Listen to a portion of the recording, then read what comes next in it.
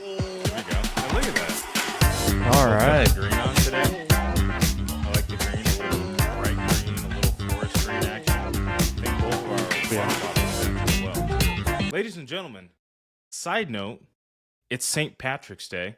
That's why you got both Jarod and I in green today. A little bit of forest green, a little bit of bright green, but the greatest part, matching water bottles for the fits.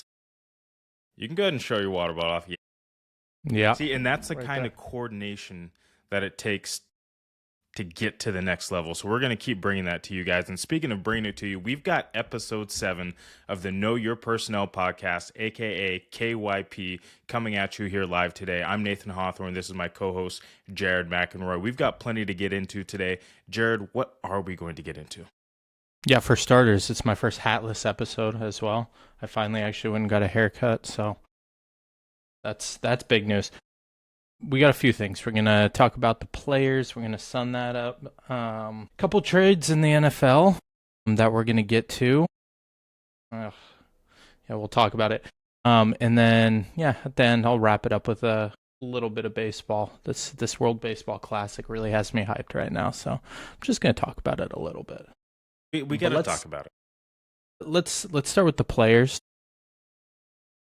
What a week it was, and let me get your take before we go too far into this. What do we think about? Like, give me an overview of what you thought of the weekend. I mean, what do you mean just the weekend? Just the weekend. Just what overall? You watched it. You spent 4 days watching this thing. What's your overall overview of how you felt about it? The World Baseball Classic or what? The players. Are you listening to me? You said we're going to talk about... Make a You cut. said we were going to talk... Make a note. No, write it down. Jot it down. You were talking about the players. Jot it down. When you said the players, I thought you were talking about...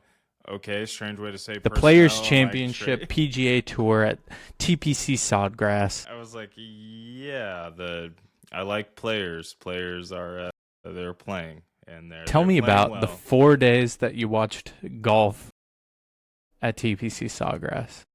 What is your feeling on it? I liked the tournament. I'm struggling with their broadcast recently. Because every week it feels like they want to pick the winner before Sunday comes. And I get that, right? Because then it gives you something to talk about in the storylines. Yeah. And, day 2, I think, was Xander Schauffele. He started out hot on Friday, and then all of a sudden it looked like, oh my gosh, like this guy might be untouchable. And then Ludwig Aberg started showing off a little bit, or Ludwig Oberg, sorry. And I feel like on the broadcast, like there was a few guys that ultimately came into play late because of how difficult the course was playing later, and we just didn't really hear anything about him. And then all of a sudden, Cam Young's your winner. So my beef is with the broadcast, but what an electric finish for Cam Young specifically. Not anybody else other than Cam Young. You could argue Matt Fitzpatrick as well if you'd like. But wow, the biggest drive of the week on 18. Just lights out, nails. He's certainly going to be one of the consistent President's Cup, Ryder Cup guys here coming in the future. He's just got stones, man. He's got an elite putting ability. He's got a really solid game. What about you? I think it's a bad weekend for the camp of people who think that this need to be the 5th major. It didn't have the feeling. It didn't have the vibe. Again, we saw another person dominating the whole time and then crumbles at the end. It's kind of been consistent with the last couple tournaments, which is honestly really anticlimactic to watch.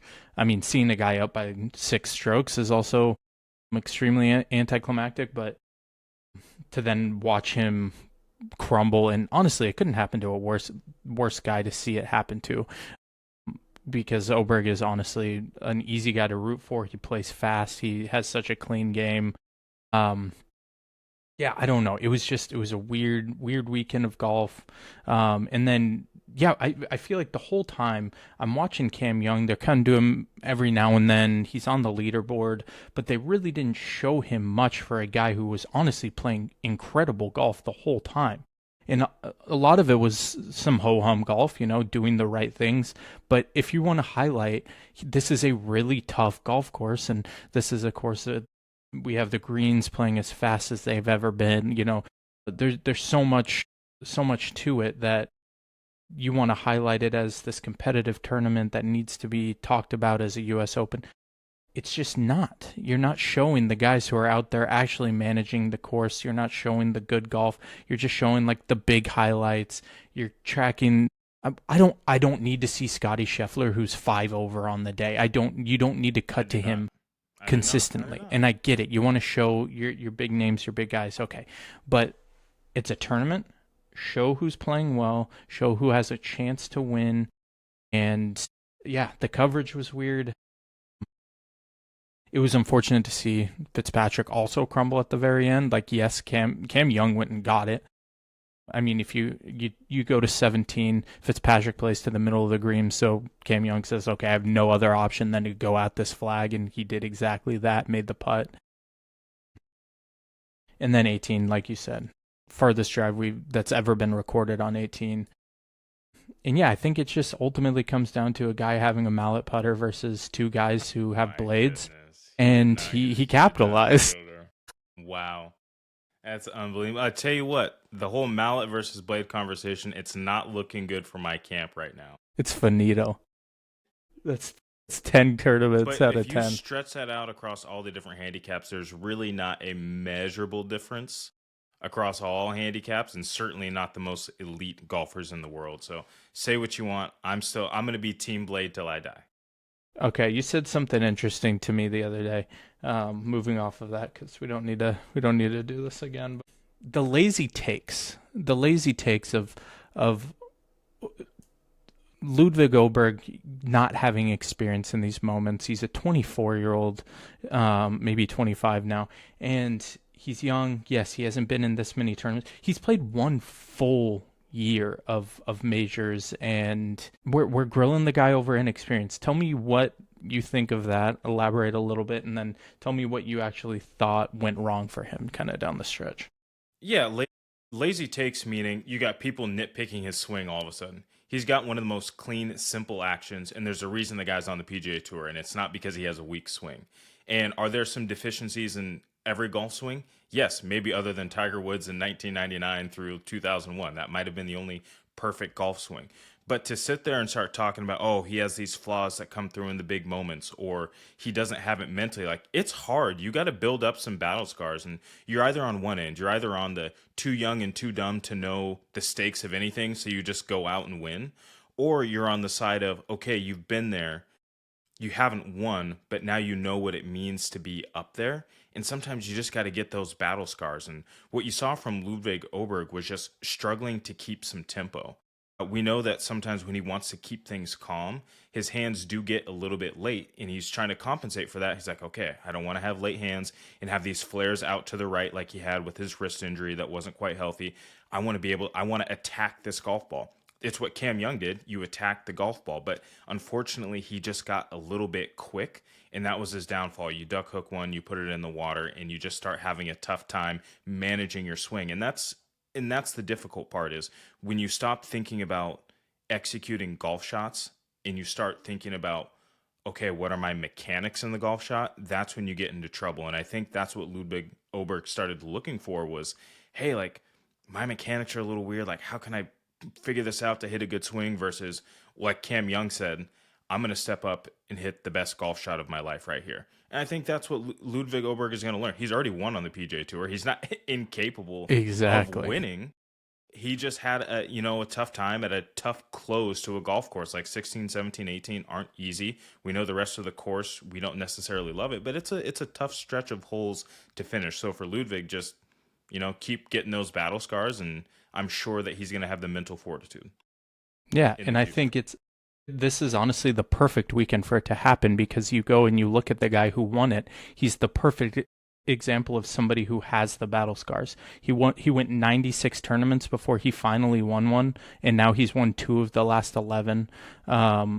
He let some of these guys marinate a little bit before we're judging them, saying they're crumbling under pressure, all this stuff. Let's give him some years. This isn't his last players. This isn't his last big tournament. Like, it's not now or never for him. I hate this over dramatic now or never. these takes on some of these golfers who are just give them a break, man. I don't know.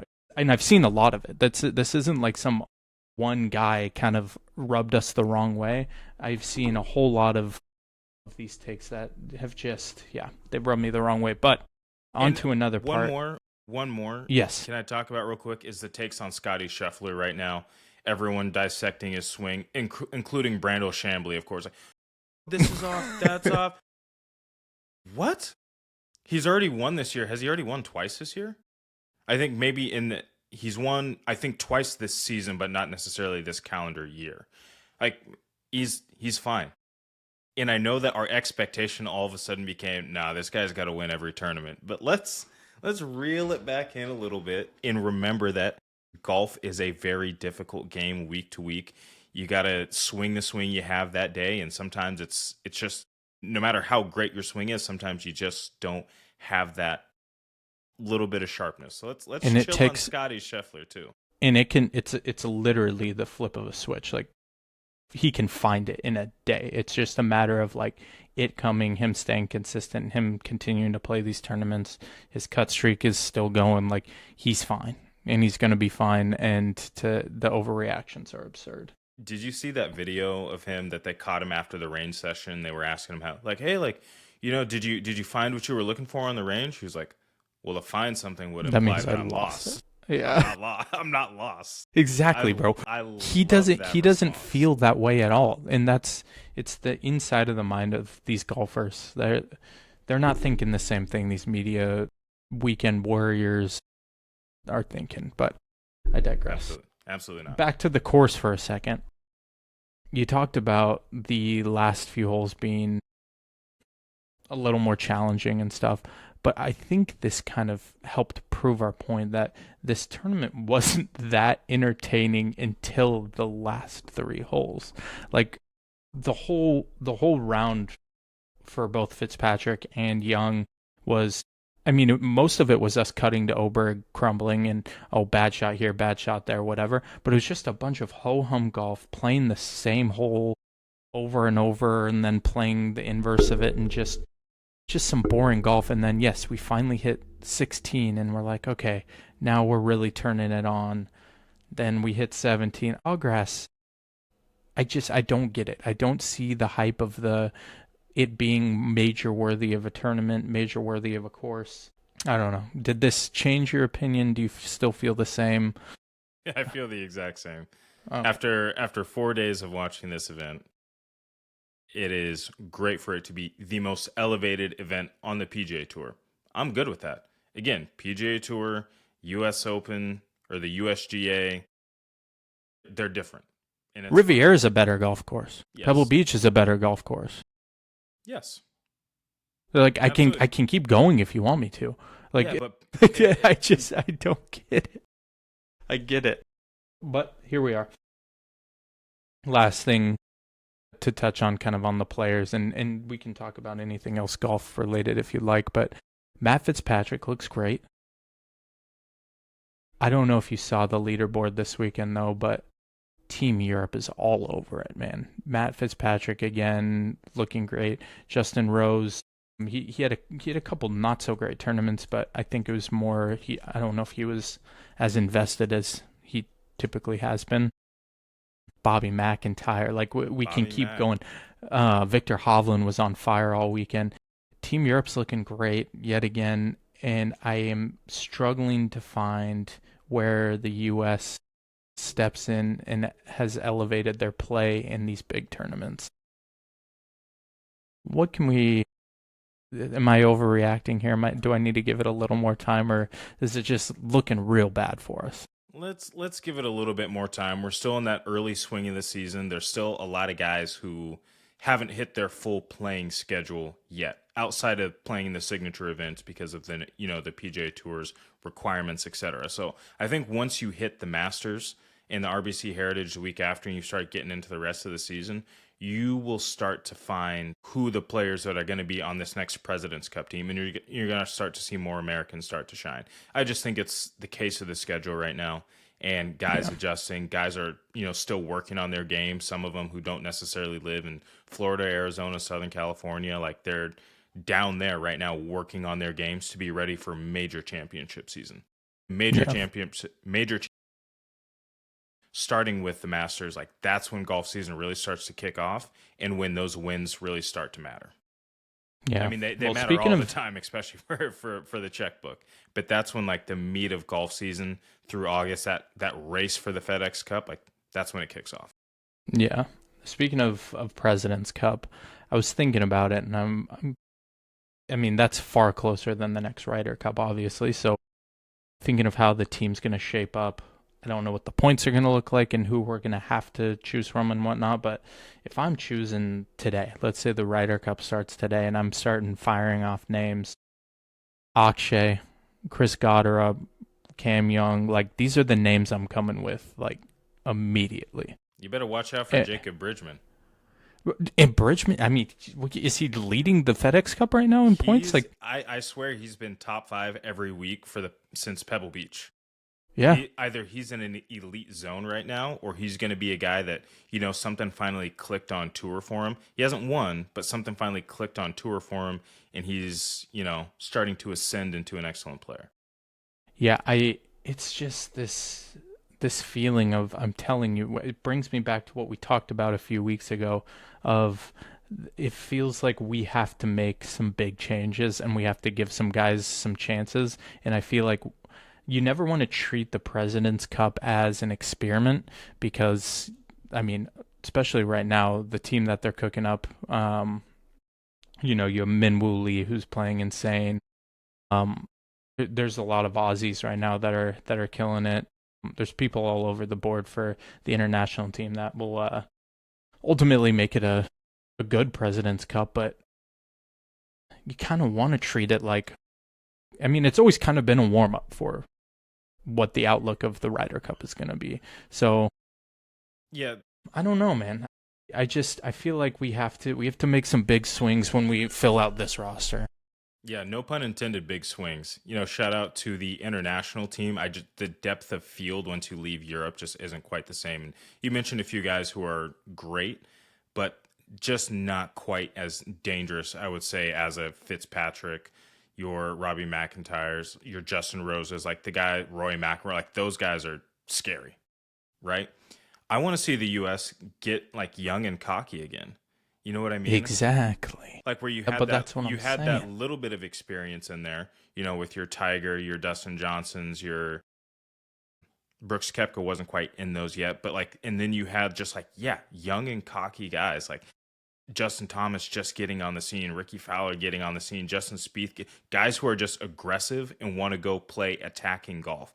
And I think, like you're saying, the guys like Chris Gotterup, your guys like Jacob Bridgman, just honestly some assholes. Some guys that are out there and be like, hey, no, I'm winning this golf event. Yeah. Even Achane, dude. Aksha's got a swagger to him that I'm like. Aksha's a dog. Say what you want about Colin Morikawa, but the guy's, he's got an aggressive mindset and he's going to put some jabs at you. Mav McNeely is another guy who's really intense. He seems kind of nerdy, but the dude is intense. And he's playing incredible yet again. Daniel Berger might play his way back up there. I know he's not necessarily. And now you lost me. And now I lost. But you're going to have Scotty. You're probably going to have Patrick Cantlay. You might have Brooks Koepka. Maybe. Who knows? Yeah, and maybe those are names that I'm Scotty talking Scheffler. Like they might even get. They honestly, Cantlay hasn't been playing well. Like, and we know he shows up in these big team events. He always does, and he'll make the team. But what I'm saying is, he's got plenty of time to round out his game, right? This team's not going to be set until what? Late July, early August, for September. So a lot of these guys have time to, like I said, round out their games. Yeah, we'll keep an eye on it. Let's get into some football. Jaylen Waddle gets traded to the Broncos for a first-round pick, which is pick 30, a third-round pick, and what is essentially a fourth-round pick swap. So that's basically a wash. I don't know how I feel about it. For a lot of reasons. One, I think it's a perfect trade for both sides. But the fan in me, I've always loved Jaylen Waddle. I think he's going to be incredible for Denver. I think he's going to fit into the team perfectly. And I hate to be the I told you so guy, but I did say that the Denver Broncos need to go and get themselves a Tyreek Hill. What I meant was a Tyreek Hill-like player, like maybe somebody who's been studying under him for a couple years and works on timing routes, can play inside the slot, honestly can go deep. He really can work in any part of the field, and he's going to be the fastest guy on the field at all times now since Tyreek's not next to him, or Devon Achane. Let's hear what you have to say before I go into it. I think that the trade worked out even in terms of assets acquired. I don't think that's a problem. I love the move mostly for the Broncos because you're going out and getting a first round wide receiver, an elite talent, a wide receiver one, I think, a bona fide wide receiver one, to help smooth out what your receiving core looked like. Last year, Courtland Sutton had to play, and for the last several years, he's kind of had to play an in-between role of, okay, is he backside? Is he the Z wide receiver? We're not really sure. With Jaylen Waddle, he's definitely your Z wide receiver. Now you can have Courtland Sutton. You already left the big body backside receiver. Backside X receiver. You've got him, Troy Franklin in your slot, the young Cat Bryant who's starting to ascend. So I just think you're helping out Bo Nix tremendously. And we can't forget about slant boy Michael Thomas and how successful he was with that Sean Payton offense. We know that Jaylen Waddle, you already mentioned it, timing routes. That quick slant over the middle, taking advantage of the defense, whether it's actually a run play and you check out and you throw the slant, or whether it's a set up slant for Jaylen Waddle, then boom, now you got the slow go. We're probably going to see Jaylen Waddle have north of 100 receptions this year. And if he doesn't, it's because Courtland Sutton, is right there with him. I just think it's such a great move for them. But for the Dolphins, I'm just kind of confused. Because you signed Malik Willis to be your game manager.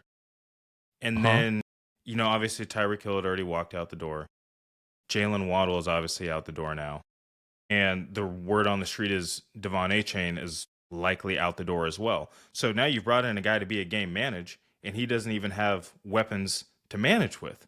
And so I just want to know, why, if you're the Dolphins, if Achane gets moved, why didn't you just fully commit to a tank, wait until next year? You could still trade everybody away, wait until next year when you have a thicker, more robust QB selection opportunity, get yourself a good pick, get yourself a good quarterback. I know you love Dante Moore, and now all of a sudden you're smooth sailing. I just find it so interesting. And I got an answer for you. Okay, let's go ahead. Let's hear it. Because I'm right. concerned beyond what I just explained, and I got more. But you go ahead. Here's the thing. I've said this before. They are, well, first off, you have to acknowledge what they're inheriting. They're inheriting what Chris Grier turned into, an absolute dumpster fire of a football team, both on roster, both on the money owed, future money owed. Just the whole thing has been an absolute catastrophe. And so where that fits in is we're paying a quarterback $22 million a year for 2 years. He has 2 years of guaranteed money. It's a 3-year contract. He's going to be fully paid by the end of next year. This has always been about a 3-year plan. And it's, if we can be competitive next year, then we're competitive. It's not looking like it right now. But again, like you said, you tank, whatever. We're gonna, if this doesn't work out, we're gonna lose games regardless this year. It doesn't matter in what fashion and who we have on the football field. We're acquiring as many assets as possible in a very, very impressive draft on both sides of the football. So go and get whatever picks you can get right now. You get rid of a receiver who's 27 again. He's in his prime right now. To waste away his 2 of probably what can be his best years on a team that isn't probably playing winning football, it doesn't really make sense to keep him here when we can go reset the clock on somebody like a Carnell Tate, or we wait and maybe it's a Jeremiah Smith next year. We have options, but again, the money for Malik Willis, that's where I get it now, because it's a short term, not a long commitment. $22 million a year isn't that big of a deal. We're paying a bunch of nobodies anyways. A bunch of people don't even play for the team. So money is obviously not an object to it. It's whatever. He goes out, here's my only issue with it, and it's the point of these 2 years is to see what Malik Willis is and see what he can be. So yes, I would prefer that we replenish some of these tools now, and that be go get a rookie receiver, maybe with 11 or 30. Maybe we make another trade, like you said. Achane can be out. I don't know if that looks like it's probably going to be like a second rounder at best for him, but if we can convince a team to maybe do a pick swap in the first round to get us up higher and maybe solidify a Carnell Tate, I don't know. It's how is he going to prove himself in 2 years when he has no one around him to help prove if he can play football? So I get you on that side, but we also have an easy way of moving off of him if this plan doesn't work this year and we end up with a favorable pick and whatever quarterback we're wanting next year suddenly is available at that pick. I feel like we have more options this way, and now we have no one to pay that is on the team. It's all dead cap, which I'm sure you're familiar with dead cap versus what's actually on your roster. So that's my explanation. We have a plan. I promise you. It all just comes down to trying to clean up a mess. Have you ever used a mop? Have you used a mop before? Yeah. The whole first, and I've also used dynamite. Listen, Okay, the whole. Sometimes you just gotta fully hear me blow it out. up. Sometimes a mop ain't gonna do it. Hear me out. The whole first 5 minutes of using a mop is you just pushing stuff around. You're just pushing liquid around before you really start to absorb, get the clean water and the soap on the ground, and you have a clean surface. So we're just kind of pushing stuff around at this moment. And that's all I got for you. It feels like you're doing the landlord special, turning over a home, using, you know what I'm saying? Using that big paint gun and just trying to paint over stuff. That's what you're doing. And you're getting those linoleum wood floors that everybody has inside rental units now. That's what's going on. It's just, to me, it's not working. And a bigger problem, you got Bobby Slowick as your offensive coordinator, a guy who in today's NFL continues to be a half-field read offensive coordinator. And I think that hurts C.J. Stroud past his first year of development, and I think it's going to hurt Malik Willis. Bobby Slowick has not proved that he has any answers offensively. Prove it. You don't prove it, you're out. That's what I'm saying. Everybody's on the hot seat in Miami right now. We're trying to figure out who fits and who doesn't. So what have you done for me lately, league? And if if Halfley thinks that he's going to get a really ugly year and then perhaps a not as ugly year, but maybe better, and then get a third, probably not. Because we saw that same grace afforded to Mike McDaniels, and look where you are now. The Dolphins are not going to want to blow this up again, but if they see this in a year and a half, like Thanksgiving next year, or Thanksgiving 2027 season, and things aren't looking in the right direction because you have no offensive weapons, your defense still isn't repaired, and you have a quarterback who's not going to be your future, now you're really, really screwed. I would have said just commit to tanking this year, let this year be your wash, and then start your coaching clock 2027, 2028. But right now, I just think it's not enough of a commitment to saying, hey, we're resetting this whole thing.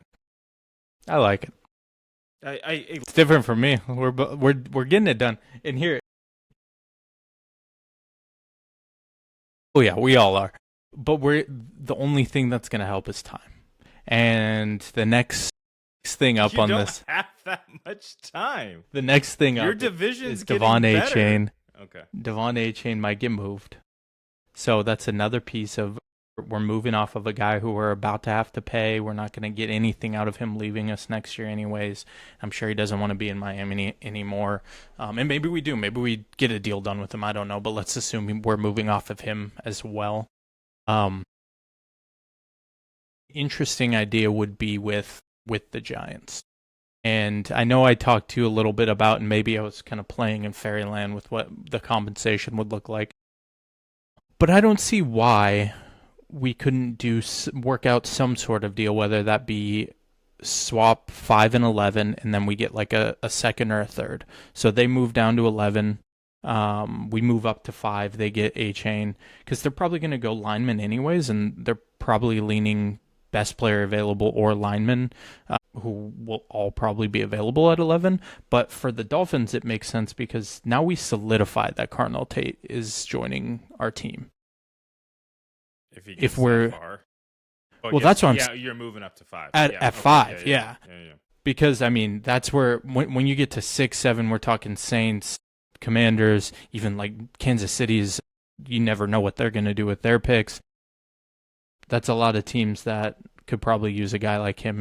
With Jordan Tyson's injuries, I don't want to use a pick as high as 11 on him. Mekhi Lemon, he just. I love everything about him, and he plays great. He runs weird, man. I don't know if You're you've getting noticed. caught up in that 40-yard dash video. No. I'm not. Cut I'm the watching. tape on. I'm talking. Watching film, like he just. I don't know the way he is, and he runs hard in space, and I don't get the Amon Ra comp. Like I don't feel like he plays football with the same fluidity that some of these other receivers do, and maybe we'll see what he looks like in an NFL system, and maybe it's just coaching, and also he hasn't. It's not like he's had some crazy good quarterbacks at USC,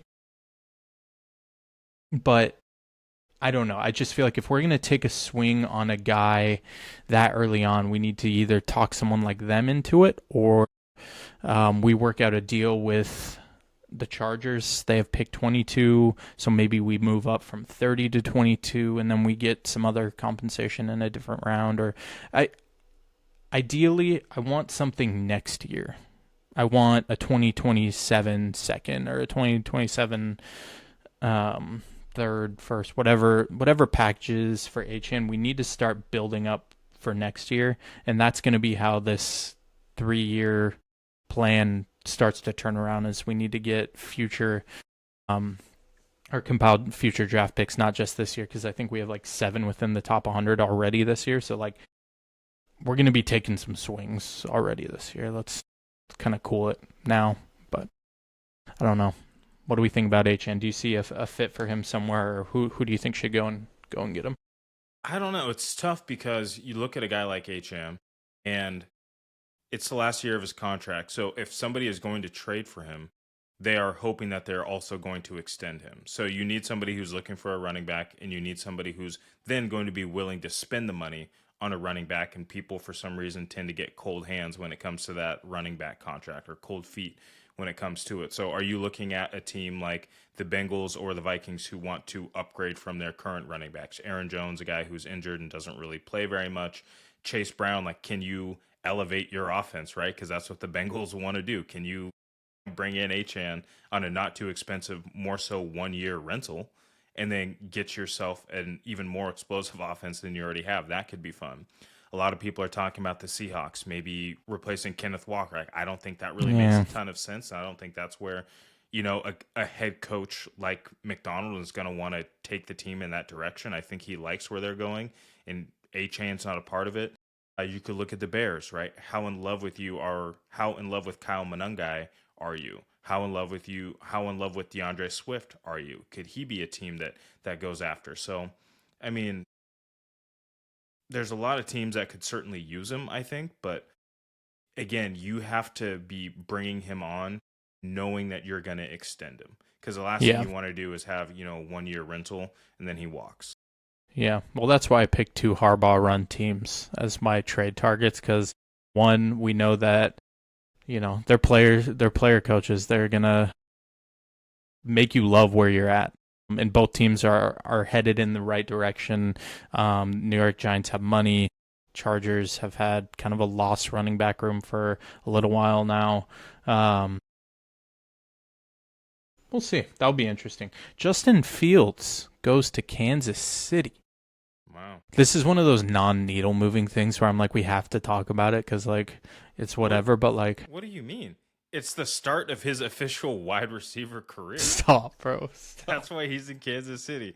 No, you're right. I don't think it's needle moving, but I think it'll be interesting for Justin Fields. Now it means that you don't have to rush. Like, you're getting a guy who's got NFL starting experience. Granted, it hasn't looked great, but so you don't have to rush Patrick Mahomes back from that injury. He wants to be ready week 1. We'll see what happens and how the schedule looks. If your first 3 games are soft, maybe you don't need to rush him back. But maybe, if you got, they're giving you the Bills first round, or not first round, But first game matchup, maybe you're like, oh man, like that's not a game I want to lose. Or maybe you have a couple early division games. Like it's just how quickly do you want to get Pat back? I think what's interesting is Justin Fields did show signs of improvement 2 years ago with the Steelers, right? Before that, they ultimately decided to bench him for Russell Wilson, which was, we all felt was a strange move, right? Why not let him keep the momentum going? So we know that with a stable organization, he was able to grow a little bit. And then you throw him on the Jets with a first-time offensive coordinator, first-time head coach. That was a mess. And then you flash back all the way to the disaster he was in Chicago. So he hasn't had that chance to get high-quality coaching for a lengthy period of time. So maybe he gets a little bit of rehab in not in San Francisco, in Kansas City. I don't think it's going to be, a career revival like we've seen with a couple of guys like your Sam Darnold and Baker Mayfield. But I think maybe we can see a little bit more competency, maybe a little bit more accuracy. And then, just let him use his legs in Kansas City, right? Let him run around for a couple of games and get Pat healthy. So I think it's good. It is always interesting when they bring in a backup quarterback that one, they are honestly probably like planning on using him pretty early on in the season, like you mentioned, but somebody who plays so differently than your existing quarterback. I think he does. Yeah, I mean, he's run first. He panics. And again, maybe it just takes some maturing and maybe some Andy Reid love to get him comfortable. But he plays the same. Pat just lets go of the ball. But Justin does all the movement. Like he's looking downfield and then doesn't let it fly. I guess, but no, it makes sense. If we're talking who is available to go over there as backup, outside of people you would have had to trade for, he was the best like free agent option. The only other person I thought of was like maybe you go get Kirk Cousins, who's like experienced, a veteran, but then it's like, okay, he goes down week one. Then what? At least like with Justin Fields, you can kind of assume anyways that he'll be somewhat durable to get you through whatever down period you have with Pat. I don't know. It's just they're headed in a weird direction for Kansas City from what we've seen. They have a lot of what ifs on the roster right now, specifically at wide receiver. Travis Kelce's old. They don't necessarily have his successor on the roster. Running back, you go and get Kenneth Walker, okay, but Kenneth Walker's kind of proven that he's a tandem running back. Your running back room looks kind of interesting in comparison. Like, I don't know what to make of Kansas City at the moment, and I think that's why you see teams like Denver go and get their Jaylen Waddle, because I think everybody, the general feeling is this might be the only year. Like last year, you got lucky. You tried to take advantage. Unfortunately, you have the injury to Bo Nix. The division is just shaping up in a way where Las Vegas is maybe 2-3 years away from actually being a team that's ready to compete. Like, they'll be competitive. But what are the Chargers doing, man? Man, yeah, I think you're kind of getting to it. That AFC West is, I don't know if shifting is the right word, but it's going to be a really weird division this year because you don't know how Pat's going to come back from injury, because we don't know what the Raiders are going to be this year and the next couple of years, because we don't really know what the Chargers are going to do to address the O-line. Like, it's going to take more than one draft and more than one free agency signing to fix that offensive line because it was awful. And then you've got the Broncos, which seems to be the only team that has a clear direction and like, hey, this is what we're going to do. But a quarterback who's coming off a big injury. And a quarterback who's mobile. Bo Nix loves to use his legs. So you have that ankle injury. And I know that he had to get surgery, but I'm curious how severe the surgery was. Because the injury was enough to get him surgery. But was the surgery so invasive? Because it didn't sound like it was that invasive. It just sounded like, hey, he actually can't play on this. Do you know what I'm saying? Yeah. Like, so how much recovery has he needed? And I think that's something to look at too. Yeah. It's the division is shaping up weird, but with all of those what ifs, I really would think that the Chargers would be a lot more aggressive than they've been. They haven't added anyone really. They lost A couple pieces. They waived Mekhi Becton, which I know he's not quite who he used to be. But then they also lost Odafio away. I don't think they signed anyone of Keaton Mitchell, maybe? Is that who they brought in on the running back room? That's their biggest signing. Omarion Hampton showed promise last year when healthy. But again, if you're when healthy for a running back or a right, rookie, and then you bring in Keaton Mitchell, who hasn't been healthy either, dating back to his time with the Ravens. So, and you're going to run them out behind a weak O-line, and Justin Herbert, who took more hits last year. Like, there's no reason they should have been a playoff team. That's how good Justin Herbert is. But if you're going to run them out behind a weak O-line again, and you've had a great that's defense. How good, Justin. Sko Ducks. Do you want to send me into a rant already? I mean, you're going to get a Josh Allen-like rant, except the guy has less than half of the talent of Josh Allen. That's a crazy thing to say.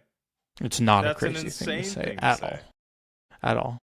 Raw talent, yes. Refined, seventh year quarterback in the NFL? What year are we on now for that class? I'm sorry, how many years did he have to endure Brandon Staley? Okay, here we go with the Brandon Staley. Enough excuses for the guy. Saying. I'm done with the excuses for Justin Herbert. This is what just pisses me off about this guy. An elite wide receiving. Oh my God! Here we go. On the field and healthy, he just hasn't. And nobody has carried this team on his shoulders.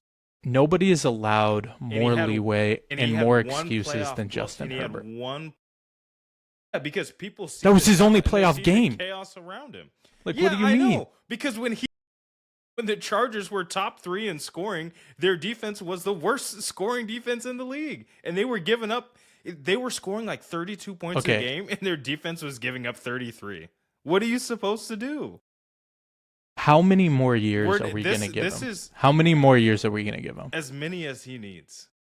Well, exactly, bro. He'll be on his 14th year, and he's going to have no playoff wins. He's going to be how many did we need? He's going to be nowhere to be found. He'll probably be out of the league by then. How many did we need for Drew Brees, for Peyton Manning, for a lot of these guys before they finally get over the? It's fine. I'll believe it when I see it, but I don't. This is not a Justin Herbert episode. We'll have one. It's not. We'll have one. We'll have it's not. But I'll tell you what. 1 hour of Justin the fact Herbert that you just used Justin Herbert's name in the same sentence as Peyton Manning and Drew Brees makes me want to throw up. You're right. It's not a Justin Herbert episode. We'll move and touchdown records. That guy? The rookie record holder for receptions in a year is Jarvis Landry. Is he amongst the best of the best? And he had an excellent career. I'm a Dolphin fan, and I'm not going to sit here and say he had an excellent career. He had a good career. And he was plagued by now we're going on a crazy. We're going on a crazy tangent here to wrap up the AFC West. It's interesting, like you said. We'll see how it unfolds. This is going back to the Broncos for a second. That's another team where I understand you believe in Stiddy, but maybe we beef up the QB room a little bit. Like, maybe that's a place that we can sign Kirk Cousins to a year.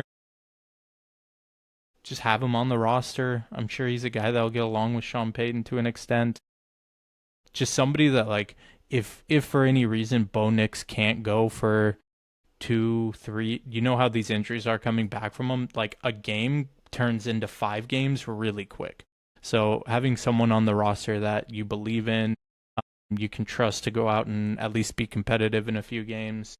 I'd really like to see him go there and them to beef up the QB room a little bit, because they showed no confidence in Jarrett Stidham in that one game he played, in my opinion. I felt like they played very, very scared, and I know you have to because it's the AFC Championship game and it's not some random regular season game, but at the same time, you're only allotted 17 games in a year. Every game matters, so if you're not going to show confidence in a guy and let him loose, then maybe we try someone else. Yeah, I don't hate that prospect. I do want to point out that the Raiders did a great job on the defensive side of the football. In this free agency, they've re-signed Kuntz, they signed Nakobe Dean, They signed Quay. Oh my goodness, I'm blanking on his Walker name. or Walker. no? Yeah, I think it's Quay Yeah, Walker. Yeah, they yeah, both used to play for the Eagles. I think that's great for your defense, addressing that problem. Obviously, you still got Max Crosby. I guess the yeah. football god said he's going to die a Raider. And then on offense, we talked about them bringing in Jalen Naylor. He's going to be an interesting piece. You get Mendoza, you got Jonte. Maybe you've got another move up your sleeve here to get some more offensive talent. They could be feistier than we think, a lot faster. That's all I'm going to say. But yeah, this division is going to be really, really weird. Telling you, next year. they got draft capital. They got picks to spend on. I'm sure they're gonna try and beef up their DB room a little bit, but they're gonna be. I think they're gonna be a team that will be spending some picks on receivers too. No doubt. You kind of have to. Cool. Anything else on the NFL that was really noteworthy to you that you're passionate about this week? No, I just can't wait for the schedule to drop now. I can't wait for the draft, obviously. But once that schedule drops and you start to like paint the picture for the season and where you can win games, where you can lose games, and now you know what the rosters are going to like, that's what I can't wait for. Hollywood Brown to the Eagles. That's a Oh no, my needle, it's moving. No. But I think we'll have by next week's episode. Maybe it'll take a little longer, but I think we're going to see an AJ Brown trade soon. I don't think this off season is going quiet quite yet. That'd be big. That'd be big for AJ Brown. I've heard a lot about the Patriots being the number one team to kind of try and go after him. I heard there was another team who had also backed out of being in that pursuit. I just think that the Eagles The Broncos. It was one of the teams that were going after him. Okay, it makes sense. That means that they found the deal for Waddle. And honestly, probably a better fit for, what Sean Payton wanted to do. Because otherwise, Cortland Sutton and A.J. Brown, not the same player, but serve a similar role. It's just a Spider-Man meme. Yeah, so it could be interesting. It could be interesting. We'll see what's up for his future. I could see a Ravens. I could see a Patriots. I could see something like that. But quickly want to talk about the World Baseball Classic. USA. I don't know if you tuned in at all. Dude, I'm having so much fun watching. I feel like a kid again with baseball, and I think it just it goes back to what I was saying. The last 2-3 years of baseball have been just electric to watch. The number of good players and exciting players and cocky players who are bat flipping and just the theatrics of it all.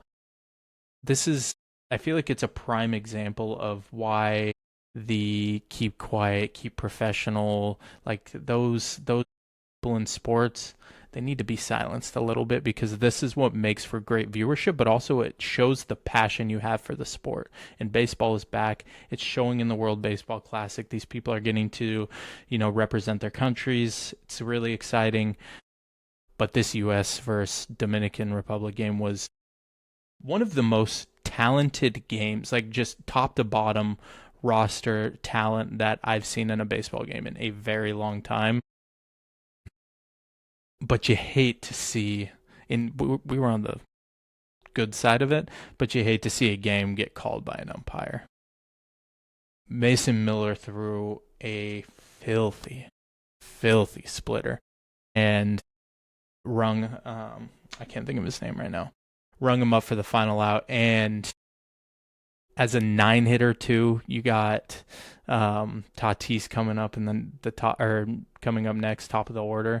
Got a guy in scoring position to tie the game. And you ring him up like that, it's tough. It's tough to see. I feel like in any sport, you don't. But it brings me back to, guys, we know what the rules of the game are. We know what it's going to come down to. We can't sit here and complain too much after the fact. And the same guys in the same breath, they're talking about, in baseball, there's never been a review. You can't review pitches, blah, blah, blah. That's not traditional. It's like, okay, you're the same person complaining about the bad pitch call. So it's one or the other. There's a solution to this. If you don't want the game decided by the umpire, you want the ninth inning to come down to, hey, I want to review this pitch. Okay. But from the viewer's perspective, we see a box at home. We see a little box. It's called a strike zone. We get the box. They don't have that in real life. You take that box away, that pitch looks way different. Live, behind the dish, with that many people watching, the whole game on the line, like, it was a filthy pitch. He crossed him up. Honestly, he started walking toward the dugout, too. He took like 2 steps toward the dugout and then throws his hands up once he see everybody's outraged. And I don't know. It was a little bit much for me. But all of this to say, the World Baseball Classic has been an absolute blast to watch. Baseball's back. I can't wait for the season. I already talked about how the Dodgers are trying to ruin it at this moment. Venezuela is up 2-0 on USA, which kind of stinks. A lot of ball left. Love them when I'm getting out of baseball. Is the World Baseball Classic every 2-3 years? Every 4 years? It's meant to be every 4 years, yeah. Meant to be every 4 years. Oh, that's right. The COVID delayed. Okay. Yeah. I mean, I think it's so electric. I remember distinctly, I don't remember what happened, but I remember Trey Turner did something awesome in the previous rendition, right? Can't even remember what he did. And I'm not a baseball guy, but I can at least remember Trey Turner did something. Yeah. The thing I love about the World Baseball Classic right now is that it's before the season starts. You know, you got MLB teams and players are in training camp. But yeah, you're getting the best of the best from the MLB together to play what's really like an exhibition tournament.